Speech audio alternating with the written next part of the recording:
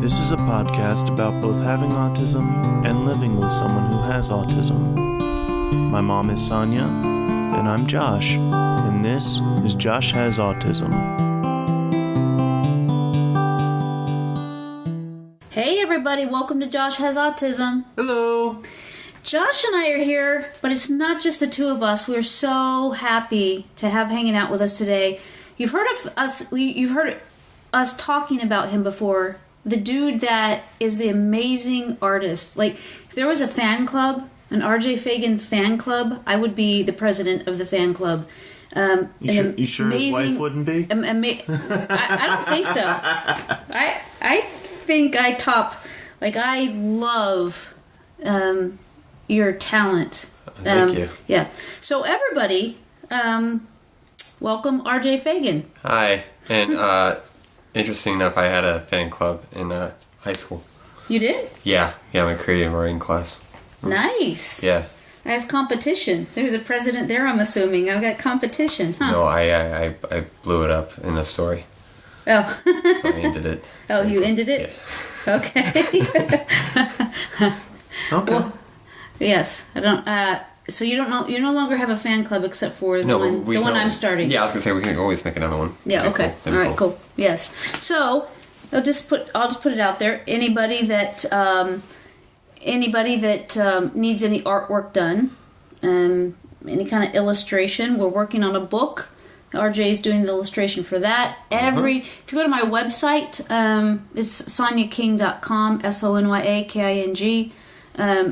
All of the artwork that he does. So every time we do a podcast here, I do a blog, and along with that blog, artwork is posted that goes along with that. So you can check that out. Before we go any further, thank you everybody for giving us 5 stars and your reviews. Appreciate that very, very much. Yeah, thank you. Yes, if you haven't done that yet, and you feel like it, we would really appreciate that. So it's 5-star review. Awesome. Yeah, it helps us get seen more. Yes, it does. It does. So I'm going to make a little bit of noise here. I don't want to stop, but I'm going to turn on the fan. There we go. It's getting a little bit hot in here already. Okay. So, RJ, I'm so happy that you agreed to come in here with us and do the podcast. So thank you for that right off the bat. You're welcome. The reason I thought that it would be relevant and important for you to be here today is because Josh and I talk a lot, and we've done a whole podcast before about anxiety. Mm-hmm. And the focus has always been kind of with Josh that he's got autism, so the focus has been on autism. And even through seeing doctors through all these years, it wasn't diagnosed that he also has an anxiety disorder until maybe 2 years ago, if that? I think right after we moved here. So I'm thinking more like 4 years ago. Oh, okay. But it wasn't diagnosed, right? And I think that we talk to somebody now that knows that they have autism, but they've never been diagnosed. Yet, to the T, I mean, every check off that you could make, that to show that you've got autism, that this applies to this individual. So it's just pretty cool. I mean, what are you laughing at? Right before the podcast, RJ and I were talking about Chekhov from Star Trek. Yeah, that discussion is not appropriate for this. Leave that one out. So anyway, my point is that to get to the anxiety disorder that you have, Josh, it came for many years of going to a psychiatrist, and a lot of times there's misdiagnosis, and then finally, they narrow it down. Yeah. And anyway, and it makes a lot of sense. Yeah. And you've been able to explain what anxiety feels like to you. But just one more time, I know. Josh has lived a life of me going, how does that feel? Tell me, how does that feel in your body? How does it feel? What do you think when that happens? How do you, but in your, whatever it is, if it's in your mind or if it's in your body, what does anxiety feel like to you? Anxiety. Wow, talk about being put on the spot.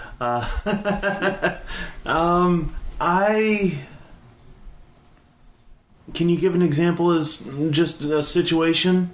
Sure. You're watching a movie and the main character is being blamed for something that they didn't do. Oh boy. I absolutely cannot stand watching a movie like that, because they're getting in trouble for something that's beyond their control, and there's steps that you see are happening that you can't do anything about to prevent it from happening. Right, so you see it. You see that it's on its way. Yes. For this character. Yes. And you can't stop it. Right. And that makes you kind of... Does that make you uncomfortable? Oh my gosh, very much so. That's interesting, because movies have those moments that's supposed to build excitement inside the person, and it actually makes you uncomfortable. That's really interesting, because that kind of thing is supposed to build up, foreshadow something that bigger is supposed to happen, and people are waiting for that moment. They're getting, it's more of a positive anxiousness. They're waiting for that moment to explode, and you're kind of drawing away from it. That's fascinating. Yeah.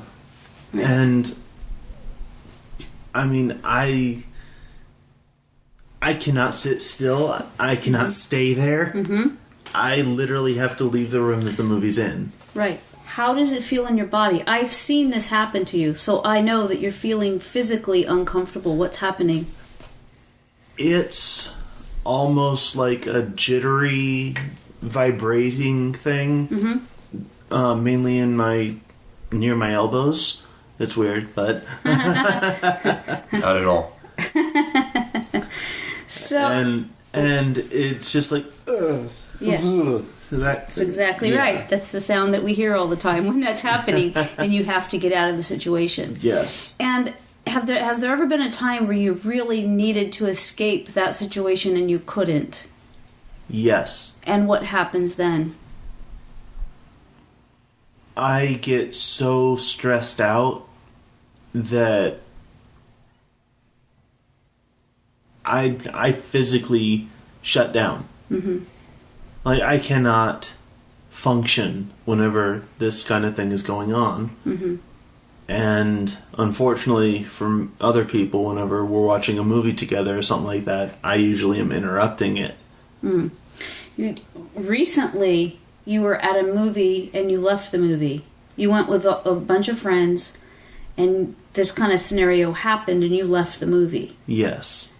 So, and you don't drive right now, so you're kind of stuck. Yeah. You know, what are you going to do? That was actually The Greatest Showman. And it was a great movie up until that point. Right, for you. For me, yes. Yeah. So, I asked RJ to be on this podcast with us today because I asked you ahead of time if you're okay with us talking about this, and you said yes.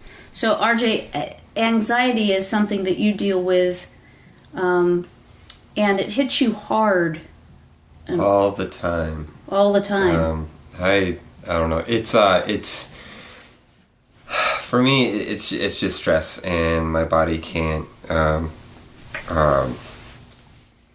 really output the stress properly. So instead, it just kind of locks in and builds and builds and builds. The vibrating elbow thing, that doesn't happen to me, but I understand where you're coming from. I get very shaky. It's almost like an inner seizure that nobody can see, but you can feel. It's kind of like that. It's like like your whole buzzy? Oh yeah. Your whole body just vibrates. It's like you know when you hit a tuning fork. Yes. And you can feel that vibrating in your ear. Right. Your whole body is like that. It's crazy. Is it uncomfortable? Extremely. It's always uncomfortable. There's never a moment that's comfortable. That's a perfect example. It's horrible. But my anxiety goes much further than that. I get so emotionally... I get so extremely emotional that I don't know how to express my emotions. And so I shut down so hard that something as simple as being so angry or so sad or so joyous that most people would cry at those moments, I can't even do that. I can't even force myself to do that. So your body is feeling it so intensely that you can't show it. Experience what you would, how it would normally feel to you if you were angry or sad or happy or joyous or any of those, any emotions that you could have. What you're saying is that anxiety is so intense that your body can't even carry out those typical functions. Yeah. Mm-hmm. And that's only when I'm feeling anxiety. Kids' movies make me cry. I mean, I can cry. I just, if I stub my toe hard enough, I will cry over it. But when I feel such intense anxiety or stress, it can get so overwhelming that I can't even do that. Like my whole emotional system just goes completely out of whack. Yeah. And I have no control over it. Yeah. When did that start for you? I don't know. I've been like that most of my life. And as long as I can remember. And my dad, everybody says, that they're their worst enemy. You are your own worst enemy. I take that to the extreme. Like, I'm not just my worst enemy. Like, I am the nemesis of my superhero version of me in a comic book. That's how bad it is. Like, I'm constantly battling myself. And because I set standards so high, not just for others around me, but for myself, I'm never reaching it. It's like trying to climb Mount Everest in a swimsuit. It's just not going to happen. You're never going to make it to the top. And so that's how I always am, constantly. And I don't know what got me to think that way or to be like that. I don't know if it was just constantly trying to just overshoot, I guess, or to overachieve. But I just, it causes me to constantly go into stress mode. And then once that happens, it's out of control from there. And then the anxiety turns into depression. I didn't actually get diagnosed until last year.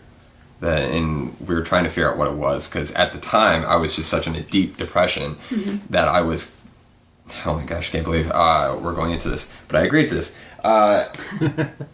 You don't have to share anything that you don't. It got so dark that I was thinking about just giving the kids to you guys, and then just driving away and doing whatever I needed to do. Right.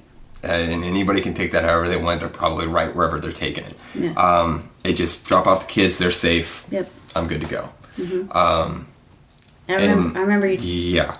And so we finally figured out that it wasn't so much depression as it was anxiety. And the anxiety led to the depression. So I haven't found a way to combat that yet. I've tried medication, all kinds of stuff. But you don't like the way medication makes you feel. No. And I have found that most people who, I mean, the people I've talked to about it who have taken medication for depression, most of them don't like it. It's just the way it reacts to your body is wrong. It feels wrong. Josh described it before to me that he didn't like it. Now, he's been on... Josh, you've been on a variety of different antidepressants. Yeah. And some of them were better than others. Some of them, no. Right. Zoloft, huge, big, fat no. Yeah, for me at least. For you. For some people, it really works. For you, that's made you aggressive. Wait, which one? Zoloft. You are not an aggressive person.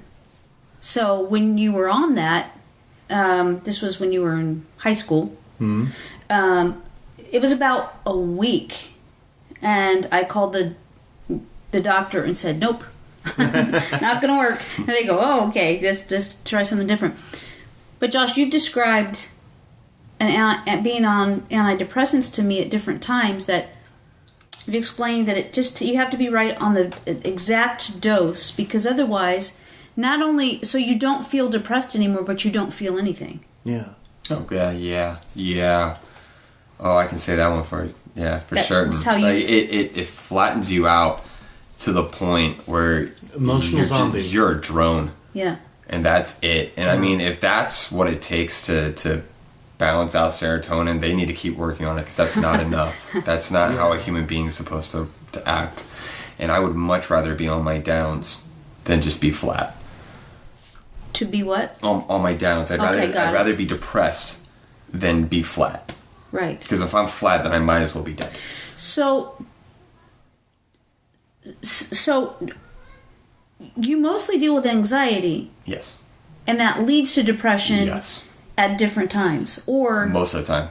So how does that look then? So you deal with anxiety every day. Oh yeah. Which sounds very, very uncomfortable. Yeah. And because I know you, I know your different moods. I know your.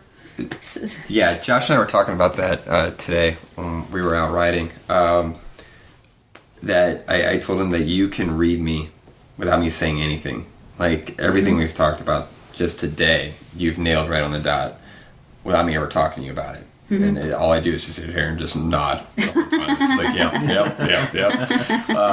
And I don't know, you can read me like a book. So yeah, you know exactly what I go through when it happens. You know when I'm in my downs, you know when I'm in my ups. Mm-hmm. But I'm not bipolar. I don't go through extreme highs. I just drop. Right. And I don't know, it's weird, because I think people who are bipolar, they go through really extreme highs, and I can get excited. Anybody can get excited and raise their voice and get loud. But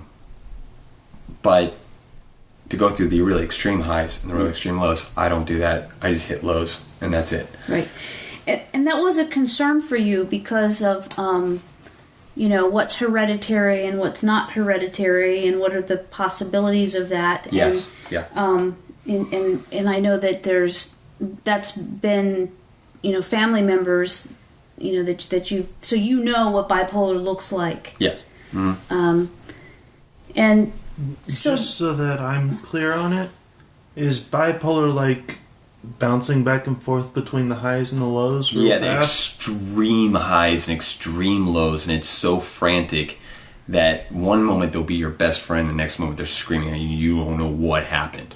When you sit back and you go, wait, well, what just happened? That's someone who's bipolar. Right.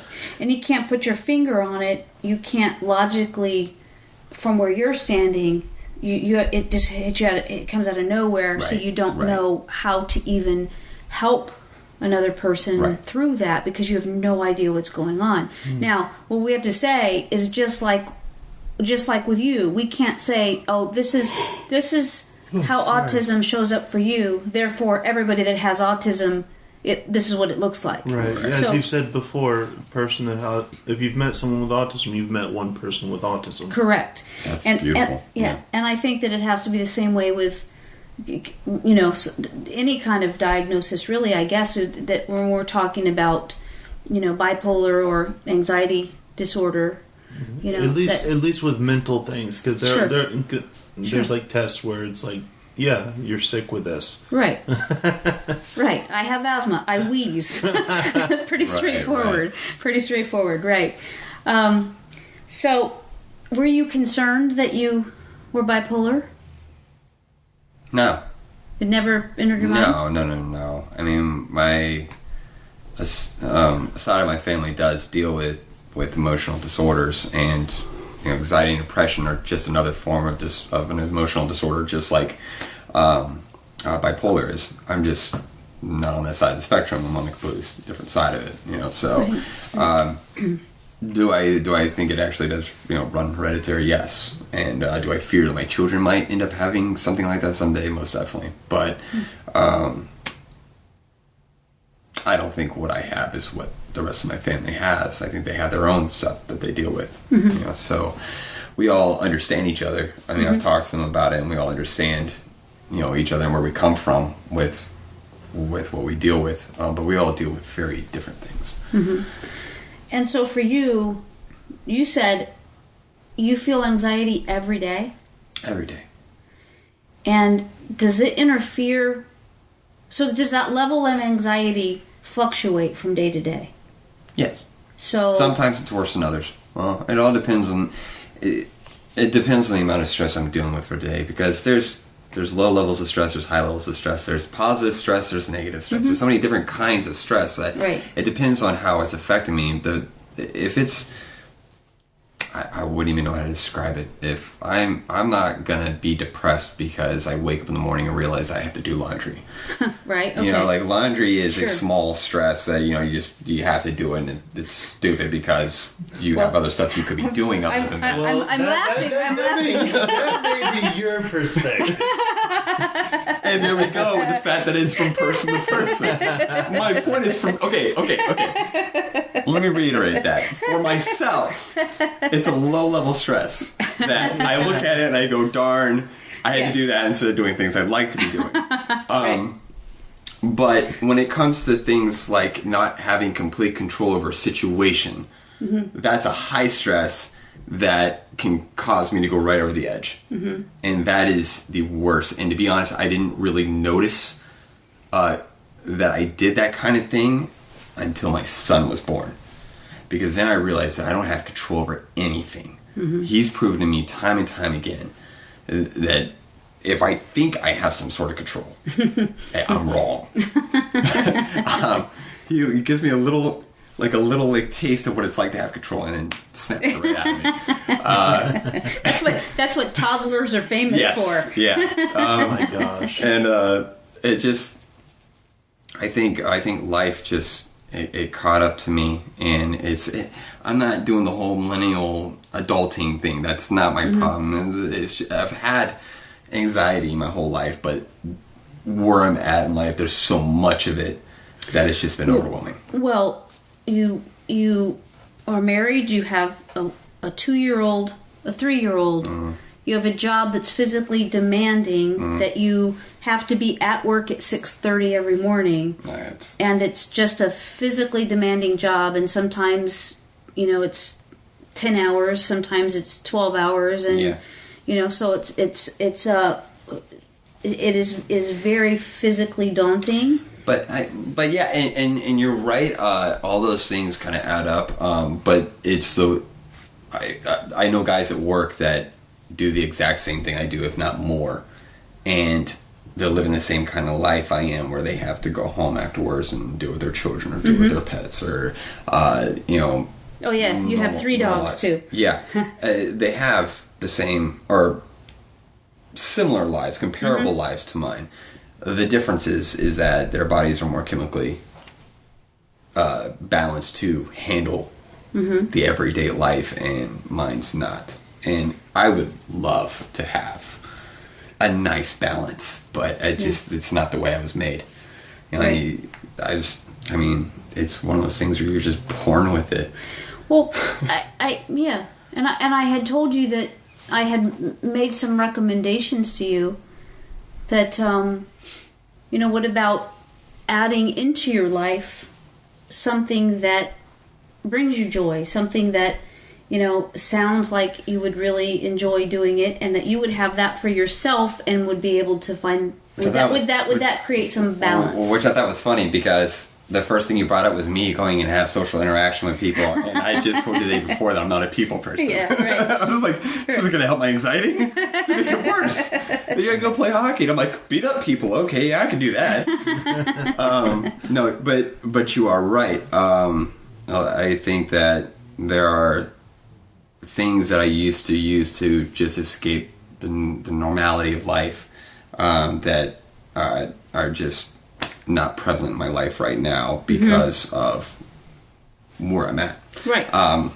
It is one gesture to the kids. To the kids. I mean, kids that are in the other room. Right. But I mean, it's true, and it's not. It is. It's not. I don't like to look at that as an excuse. It's just the truth. It's a fact. Where I'm at in life, it is what it is.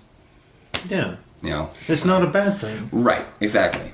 I mean, I'm constantly talking about how much of a pain have kids are, and every time I talk to like 19 and 20 year olds, I'm like, wait as long as you can.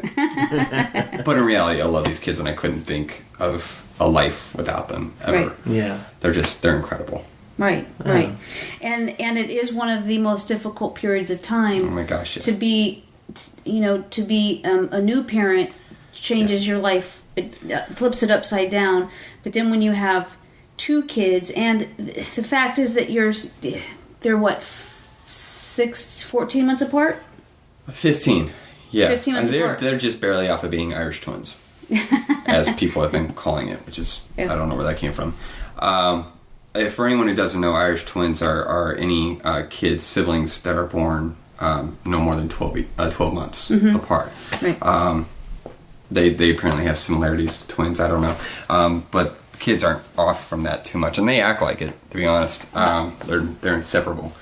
I just figured that it's an Irish twin because Irish drink a lot, Do you think they just constantly make bad decisions every year?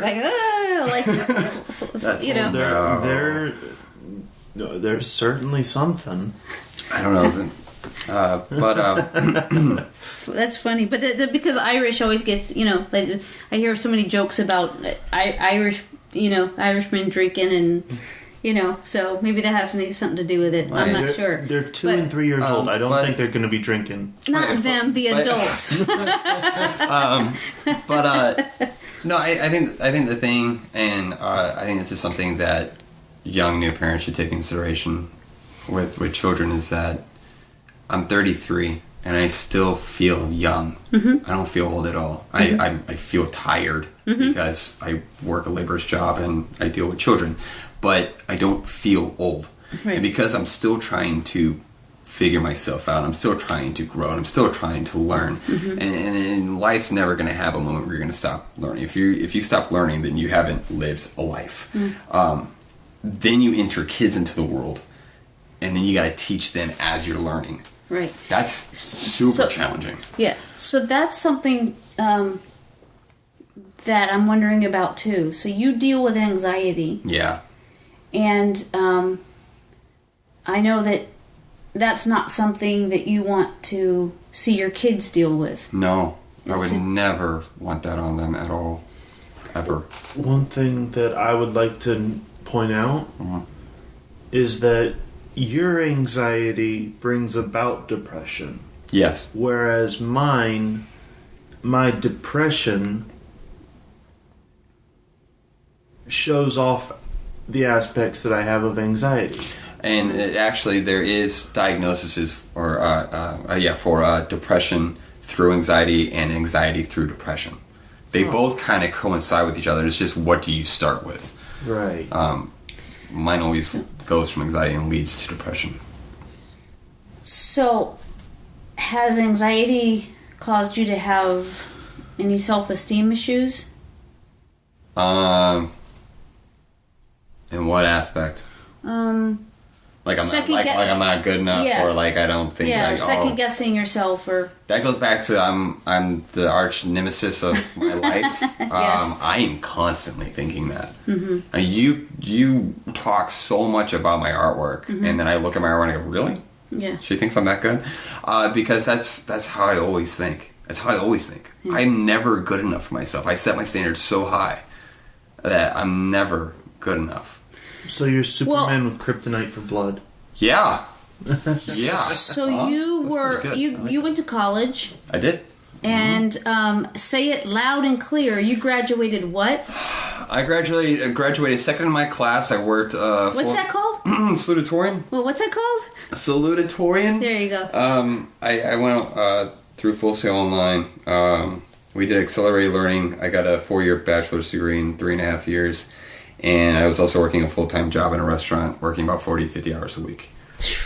And I dropped all my friends. I dropped drinking. I dropped smoking. I dropped everything to do that. And you did it. It was amazing. Yeah. And I may not be technically using it as a job, but I'm proud of the fact that I was able to do that. I think you should be. You should be. That was a major accomplishment. And I know that being an illustrator makes you happy. Yes. Anytime you get your pad, we've all been, we get together all the time because we're like 5 miles down the road. Yeah. Nana's 10 miles down the road the other direction. We all get together here. I've seen it. We're all together. You're doing on your pad, Just drawing of what's going on around you. Sometimes it doesn't have anything to do with what's going on, but then everybody sees what you're drawing, and it's something that it's not just. I'm not the only one that's impressed with your talents and your abilities. Yeah. It's pretty amazing. It's astounding. You're extremely talented, and so does that play a part too? I mean, does that create some anxiety, and that you would rather be working as an artist right now instead of having this See, that's the thing. I don't really know, because I've never really. I did one project. The project never came to be, but I did one project with a friend of mine up in Pennsylvania, and that was a good time. I enjoyed it, but I've never actually done like a full job like that, where I've actually completed a project or seen something, seen something all the way through, to where I could sit back and be like, yeah, this is part of my job portfolio. So I don't really know what that would feel like. Right. And so does it concern you that maybe if that was your job, then it would kind of squash some of the creativity? Or you don't even think about that? Sometimes I'm afraid of that. I think that's one of my biggest fears, is because what I went to school for was for cartooning and for video game art. And so when you go into that field, and I could be very wrong considering I've never actually been in the field completely, but my personal view of it is that going into it, you're taking other people's concept art, you're taking other people's direction, and then you're doing their artwork. And I know that maybe you put your own little twist in it here and there with whatever you're working on, but for the most part, you're following the direction of an art director, and you have to follow their vision. And so my big fear is that I'm doing artwork that's not my own. Right. And that takes away from the process completely to me. Does the what's it called? The going through the motions, those motions of creating something, of illustrating, of coming up with a design, does that alleviate your anxiety? It's so funny, because that's a different kind of anxiety, to be honest.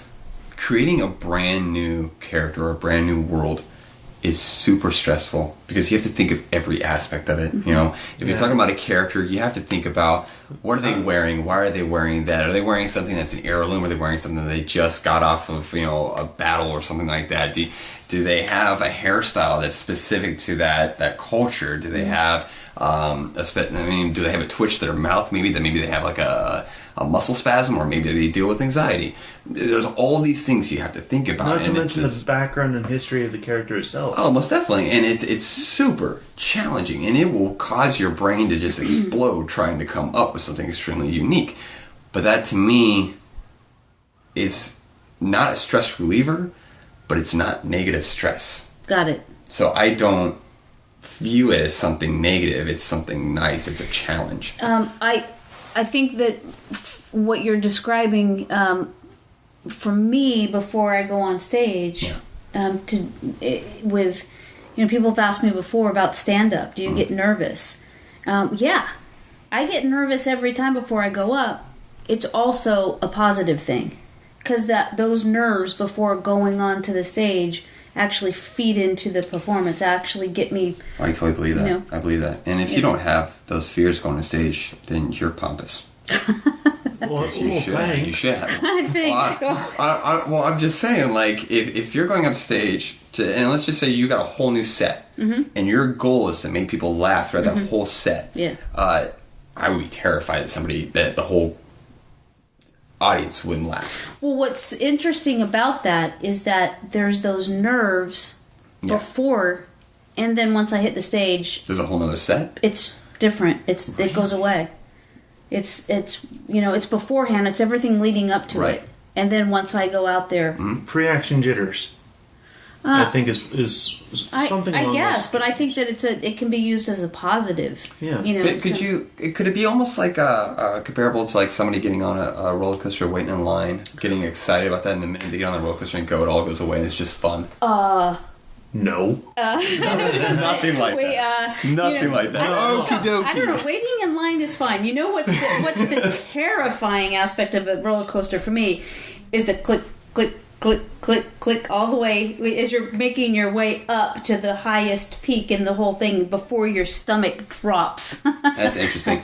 I saw a video where a guy was pranking people by picking up a bolt that he had in his pocket. He'd pick it up off the ground and go, "Hey, this just came from your harness." And right as the ride was starting. Brilliant. Oh, so my, funny. that's messed up. That's messed up. So it's nothing. Okay, so it's nothing like that. For me, it's nothing like that. Yeah. Because I cannot breathe while moving fast through the air with nothing in front of me. Oh, okay. Like a windshield or whatever. When you were little, you loved roller coasters. I did. Yeah. But it ended up being where I couldn't breathe while I was on them. Yeah, I remember that happening, and that's And See, that's my favorite kind of anxiety is roller coasters. Mm-hmm. Well, we've talked about this before. I talked to my friend Karen Rontowski, and she loves being scared. I do too. And it's like what she says. She feels the most alive that she's ever been.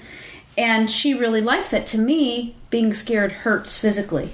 He walked out of The Greatest Showman. Buddy walked out of that. I walked out of the Evil Dead remake because I was so terrified. I walked out. I was shaking. And people asked me if I thought the movie was bad. I actually said that the director did exactly what he was supposed to do, and he scared me so much that I walked out. I thought it was brilliant. Right. I loved it. Yeah. Well, so tell me something. I wanted to talk to you about the anxiety. Yes. So is there anything that you can do? I know that you don't like the way that medication makes you feel. We talked a little bit about today about, before we got on this podcast, we talked a little bit about alternative, holistic approaches. We talked about holistic. We talked about maybe reintroducing things that I've done in the past that has relieved stress. So, I mean, there's a lot of outlets I could use to handle it. It's just, at this moment in life, I don't know what would work and what wouldn't work. My wife and I are just now getting to the point where we can get out of debt and we can actually look forward in life, not forward to life, but in life. Right. So I don't know what the outlook is from there. Right. It's still open. I mean, we've been kind of, physically and financially, we've been in a slump, and so now we're getting out of that, and so it's different. So physically, you mean because of your anxiety? Well, yeah. Well, I mean, like we're just, not having the finances to do the things that we want to do. That we're just kind of we were in a slump, right? Yeah. So do you think that you've been on the medication before that the doctors gave you? Do you go to counseling for it? I did briefly. Did it help? A little bit. Briefly. For that hour, you're made to feel like everything's going to be okay, and then you have to walk out and make that happen. And those are two very different things. Is that what anxiety feels like to you? That things are not going to be okay? Yeah. You feel like describe that. Literally don't have control, and you want that. I don't. But nobody really has control, right? So I'm trying to understand because because I want to know how that kinds of feeling in control. It's so hard for me to do this without getting into really deep detail about like examples. But if I feel like there is no way to resolve an issue, then I feel like, why should I continue on? What's the point? Where other people will keep trying to find a solution, I look at it and go, well, this isn't going to change. This isn't even worth trying. But is that due to depression, or is that that's when the depression kicks in. The anxiety is oh my gosh, something needs to change and needs to happen now. And then the depression is, why do I even try? Yeah. Why would I even want to try? Right. And then it just because it's so overwhelming. And then at that point, it's just downhill. Yeah. So you deal with this daily. Yes. And there's nothing that you have found so far that really helps you to find some relief? Entertainment has really been the only thing that has gotten me out of my slumps. My dad brought me up on entertainment. Some parents will take their kids to go see a kid movie. Other parents will make them sit down and watch Alien at the age of 7 because they read in the newspaper that Jurassic Park is just as scary, and that if your son wants to go see a dinosaur movie, he's got to make it through an alien popping out of a dude's chest. I've been brought up on entertainment. So how old were you when the anxiety started?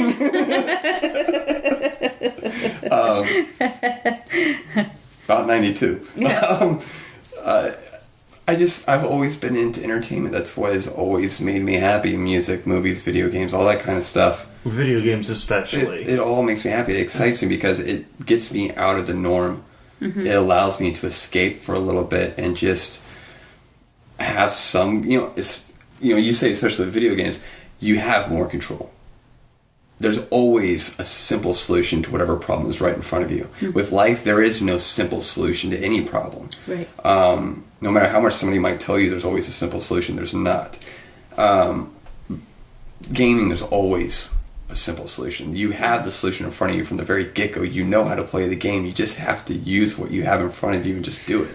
Well, Josh reads, so he relieves his anxiety or depression, whatever it is he's experiencing at any given time. He goes to books to do that. I listen to a lot of music. Mm-hmm. Love music. Mm-hmm. And every bit of music that I listen to, I have different music for different things that I do. When I work on my artwork, I listen to nothing but piano and classical music. Mm-hmm. When I am driving around, I like to listen to rock music. When I am cooking, I listen to EDM, house music, and things like that. I can't think of what electronica. Things like that is what I listen to, and it all just kind of gets me in a mood to what I'm doing, and it allows me to just spread out for a little bit. Spread my stress out a little bit. Right. One of the things that Josh and I have talked about with him in the past is that he's got so much going on in his thinking process all the time, so he follows patterns. So when he's walking someplace, or whenever he's moving, there's patterns taking place, and other people might notice it, they might not, probably not, but he's got that. He's got the depression, the anxiety, the autism, and those things. He's always got those. They're always playing a part in everything that he does. Mm-hmm. And I've said to you, Josh, before that it feels, just hearing the things that you go through just to accomplish something feels so daunting. It feels so overwhelming. And RJ, what you're describing is there's this anxiety, this buzzing that you're experiencing all the time that doesn't let up, and the only time that it does is when you're able to really escape what's in your mind, and how you do that is watching a movie, or which I happen to know. Let me just say, I happen to know you don't really watch a movie. I've never seen you really watch a movie because you always fall asleep. So yeah, Haley knows that I like the movie if I'm awake the whole time. Yeah. She'll look over and go, "So you actually finished it? You must have liked it." Yeah, but for you, video games helps you to relax. Yeah. Cooking. Yes. Helps you relax. I love cooking. Mm-hmm. Love cooking. And I just want to say, I love that you love cooking. I love that you love that I love cooking because so you challenge me being vegan. Mm-hmm. You challenge me a lot because mm-hmm. I don't normally cook without meat. Mm-hmm. And so it's always fascinating to try to come up with new flavors. Yeah, well, you do it all the time, and it's fantastic. Just throw mushrooms in there. Love mushrooms. So good. So good. So I know, Josh is gross. So much flavor. So It's very flavorful. That's an inside joke, by the way. yes, yes. One time I made something new, and Dave, My dad. Josh's dad, my husband, did not like it at all. So we're all sitting around the table, and he goes, I said, "Did you like it?" He's like, "Did you like it? It was very flavorful." And and then we got down to it, and he didn't really eat much more, and he made a couple sandwiches that night. It doesn't usually happen, but so very flavorful is not a compliment. Yeah. So you relieve your anxiety, and you are open to trying something at this point, whether it's omega-3 fish oil. We're reading about these things. Just alternative rather than going and getting something from a doctor. I'm reading about a lot of alternatives. Yes. Mm-hmm. Yeah. Mm-hmm. Yeah, I think that like I said, there's no simple solution to anything, but there is a solution. And so I just have to keep looking. Because this is not working for you, right? This doesn't feel good. No. I mean, you're functioning. You're going to work. You're raising your kids. I'm making it happen, but you're right. It's destructive. And it's not, you know what, I was about to say it's not destructive to anybody around me, but it is destructive to my environment. Because if I'm not putting off a good energy, then everybody around me is affected by that. Mm-hmm. And it's not healthy for anyone to be around me right now. It's not.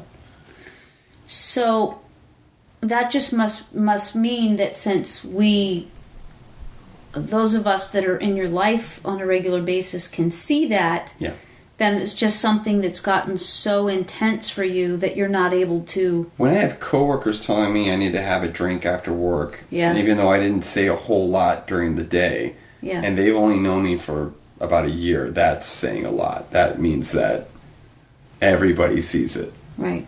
They may not know what they're seeing, but I do. Mm-hmm. I know that what they're seeing is my depression, my anxiety. They just don't know that that's what it is. And you're at one point, like you said earlier, that you felt like dropping the kids off and just going. Yes. And you're not at that point now, right? No. I'm past that. Yeah, that's good, because that's really an unsafe place to be. Yes. Yeah. Right. No. Totally bad place to be in. I've learned to control that thought. Those thoughts, like if they're out of my brain before they even begin. And my concern for you is that you have every opportunity to live a life that's that feels better in your body. Right. You know, that to alleviate that intense buzzing that just sounds like it's so distracting and uncomfortable, and does not allow you to settle down and calm down.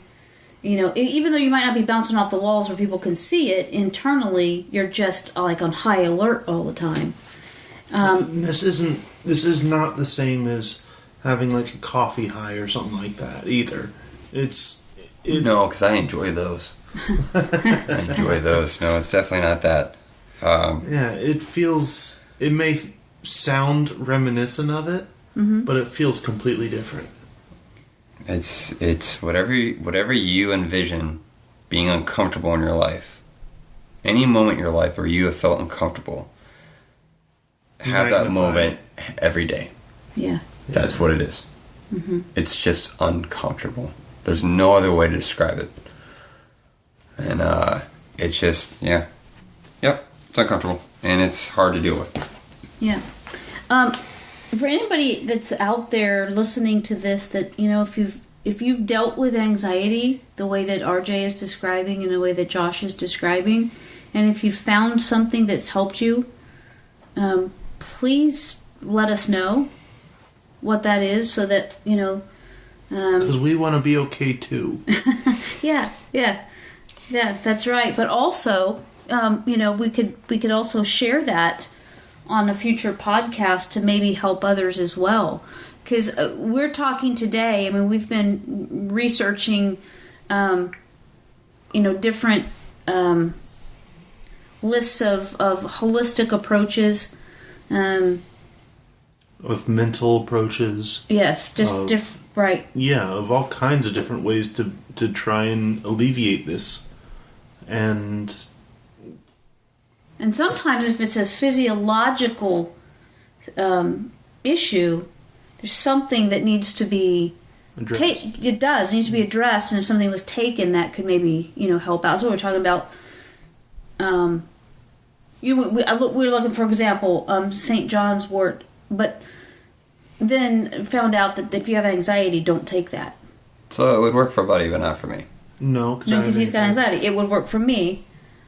But you only get anxiety because of your depression. So if you could tackle the depression not first... Always. No? Okay. Not always. It's like, for me, if I could just tackle the anxiety, the depression would just go away. Also, for anyone who knows anybody who's going through anxiety or depression, and you've tried the what can I do for you, or how can I help you, and it doesn't work, I don't know if this works for you, but just having someone there, I don't even need to talk to them. Just having them there. Quiet support. Is enough. Yeah. It's all I need. I don't need someone trying to cuddle me. I don't need someone trying to fix me, which is probably one of the worst things I can think of that you could try to do to help someone who's depressed, is to try to fix them. Right. But to be there. Just right. Support. That's it. Just doesn't have to be spoken. Just there. Yeah. And the whole idea with the fix them thing, even just hearing it like that is offensive to me. You know what I mean? Yeah. Now, mind you, you've been doing research because you've seen what I'm going through, and you're trying to help me find alternatives. That's completely different from what I'm talking about.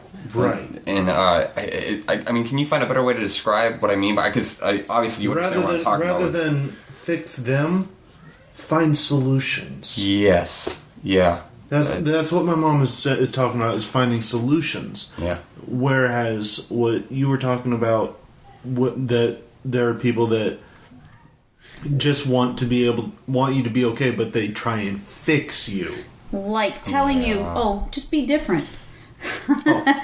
Just stop trying to have anxiety. Have you ever tried that before? Have you ever tried just relaxing? Try to take a deep breath. Does that help? Well, yeah, that's what I mean. Don't try to fix that person, because that's just going to make things worse. Most definitely, just be there. Yeah. Support is good. Trying to fix them is not. Because it's important to say that anxiety is real. This is not something that can just be fixed like that. It's not something that, it's something that's real. And it's something that needs like I said, if it's a physiological approach, if it's like you're saying and Josh is saying, if you are able to have something in your life that helps you to have moments at least where you don't feel that intensity. Right. And really, most depression comes from the serotonin levels not being right. Mm-hmm. And unless you can inject me with the right levels of serotonin, you can't fix me. Right. It just can't happen. Mm-hmm. It's not going to work. And all you're doing is just providing more anxiety. Right. Especially if you have a fear of needles. Oh, yeah. And there are people out there that would know, what is helpful and what approach to take. And, if there's anybody, again, out there listening and has the answer for this, please let us know. Any suggestions? That will be great. But, RJ, I appreciate you so much for your willingness to come on the podcast today and talk about this and your anxiety, because it's a very personal issue and something that you've been struggling with. It's not. It's definitely not an easy topic. And I just really appreciate you being willing to come on the podcast with Josh and I and to talk about it. And share it with hundreds of other people that you don't know. You know what? So, to be real, I enjoy talking about it, even though it makes me anxious talking about it. It's a very uncomfortable subject. to get into, but I enjoy it because I'd rather people know that when I get quiet for no reason whatsoever, that they know that just to back off and let me deal with it, you know? Right. And so I appreciate having these kind of conversations. So you're most definitely welcome for having me. Josh, anything else before we go? The customary, I am awesome. Yes, always get that in there. I am too. Yeah. This is what everybody says. Yeah. Yep. Thank you so much for listening, everybody. We love you. We appreciate you, and so much. And if you're struggling with anxiety yourself, you know, You're not alone. yeah. You're not alone. And there are things out there to help, and you know, you're not alone in that struggle and finding that thing that helps you either. Because it's not, as RJ said, it's not. You don't need to be fixed. And as Josh said, you need to be supported in what you're going through. Most definitely. Yeah. So thank you very, very much, and we will talk with you next time. Love ya. Bye. Bye.